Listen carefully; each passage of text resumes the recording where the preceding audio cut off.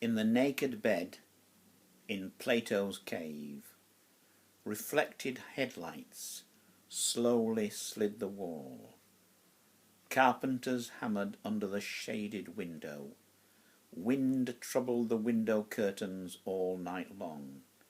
A fleet of trucks strained uphill, grinding their freights, covered as usual. The ceiling lightened again. The slanting diagram slid slowly forth. Hearing the milkman's chop, his striving up the stair, the bottles chink, I rose from bed, lit a cigarette and walked to the window. The stony street displayed the stillness in which buildings stand, the street lamp's vigil and the horse's patience. The winter sky's pure capital turned me back to bed with exhausted eyes. Strangeness grew in the motionless air. The loose film greyed. Shaking wagons, hooves waterfalls sounded far off, increasing, louder and nearer. A car coughed, starting. Morning, softly melting the air, lifted the half-covered chair from under seas, kindled the looking-glass, distinguished the dresser and the white wall. The bird called tentatively, whistled, called, bubbled and whistled. So, perplexed, still wet with sleep, affectionate, hungry and cold. So, O son of man, the ignorant night, the travail of early morning, the mystery of beginning again and again, while history is unforgiven. In the moment of time. Some who are uncertain compel me. They fear the ace of spades.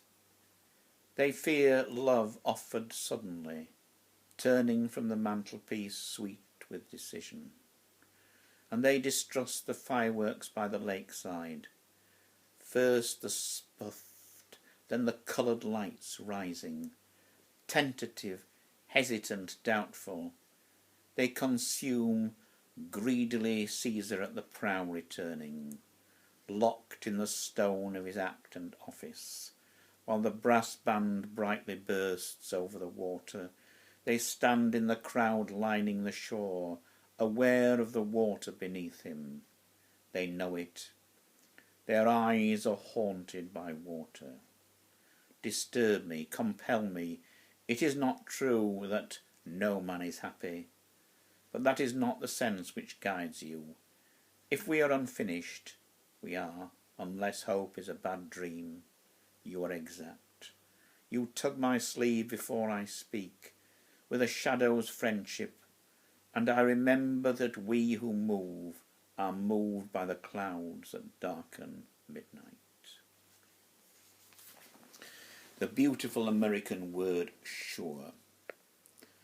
The beautiful American word sure, as I have come into a room and touched the lamp's button, and the light blooms with such certainty where the darkness loomed before, as I care for what I do not know, and care knowing for little she might not have been, and for how little she would be unseen, the intercourse of lives miraculous and dear, where the light is, and each thing clear, separate from all others, standing in its place, I drink the time and touch whatever's near, and hope for day, when the whole world has that face.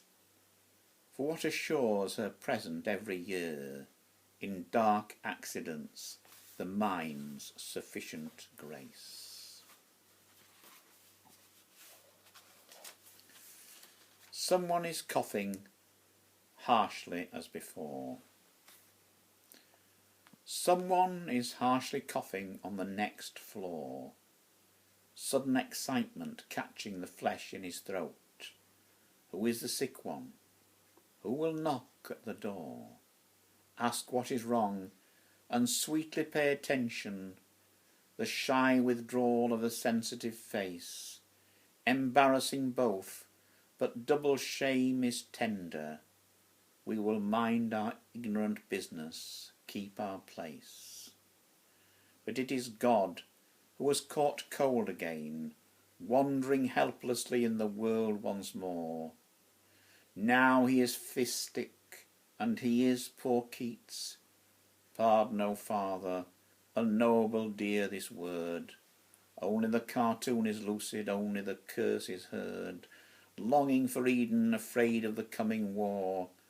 The past, a giant shadow like the twilight, the moving street on which the autos slide, the building's heights like broken teeth, repeat necessity on every side.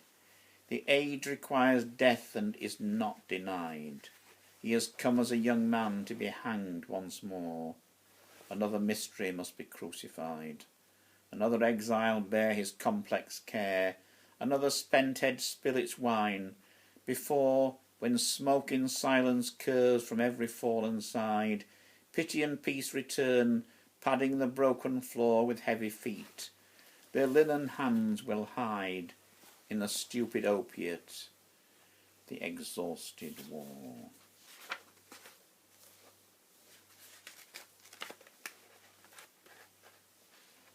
The heavy bear who goes with me.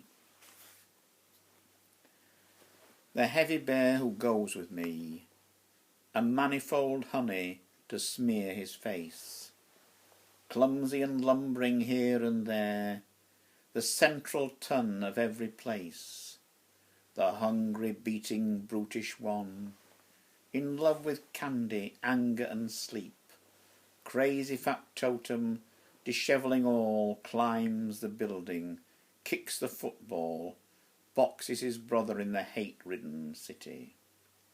Breathing at my side, that heavy animal, that heavy bear who sleeps with me, howls in his sleep for a world of sugar, a sweetness intimate as the water's clasp, howls in his sleep because the tightrope trembles and shows the darkness beneath. The strutting show-off is terrified, dressing in his dress suit, bulging his pants, trembles to think that his quivering meat must finally wince to nothing at all. The inescapable animal walks with me, has followed me since the black womb held, moves where I move, distorting my gesture, a caricature, a swollen shadow, a stupid clown of the spirit's motive, perplexes and affronts with his own darkness the secret life of belly and bone.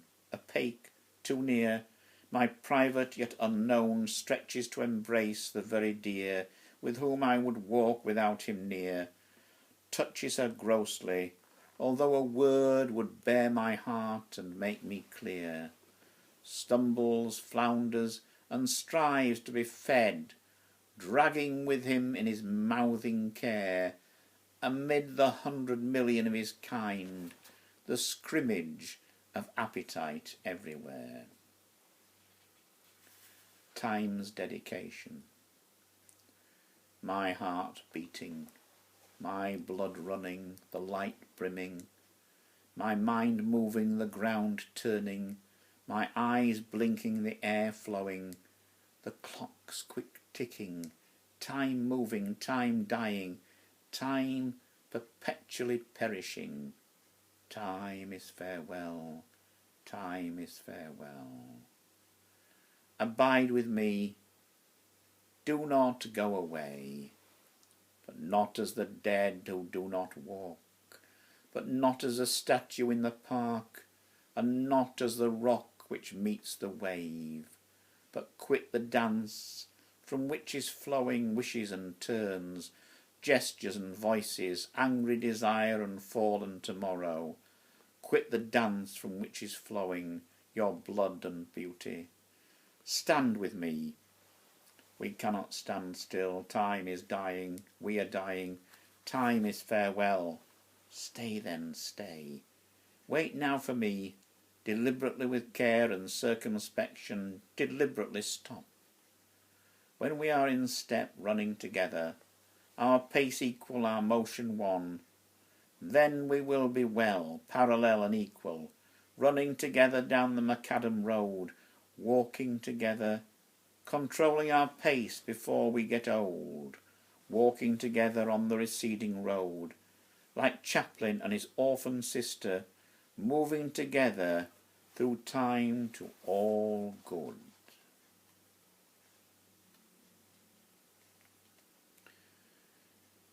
I am my own heart, merely a serf. I am to my own heart merely a serf, and follow humbly as it glides with autos, and come attentive when it is too sick, in the bad cold of sorrow, much too weak to drink some coffee, light a cigarette, and think of summer beaches blue and gay. I climb the sides of buildings just to get merely a gob of gum, all that is left of its infatuation of last year, being the servant of incredible assumption, being to my own heart merely a serf. I have been sick of its cruel rule, as sick as one is sick of chewing gum all day. Only inside of sleep did all my anger spend itself. Restore me to my role, comfort me, bring me to the morning, willing and smiling, ready to be of service, to box its shadows, lead its brutish dogs, knowing its vanity the vanity of waves. But when sleep too is crowded, when sleep too is full of chores impossible and heavy, the looking for white doors whose numbers are different and equal, that is infinite.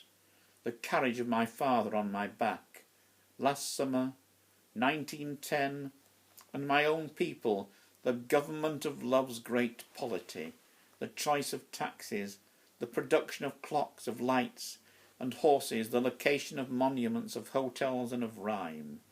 Then, in final anger I wake up, merely wake up once more to resume the unfed hope, the unfed animal, being the servant of incredible assumption, being to my own heart merely a serf. I think that the work of Delmore Schwarz, his collected poems, more or less, summer knowledge, is one of the most powerful works I've ever read.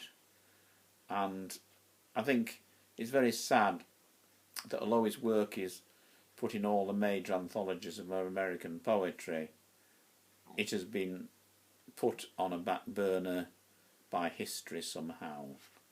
Quite why, I don't know. His work is wonderfully compressed, and as Reverdy said, poetry is essentially the compression of words, which is why it is such a difficult art to create, and sometimes such a difficult art to interpret, but always worth the effort.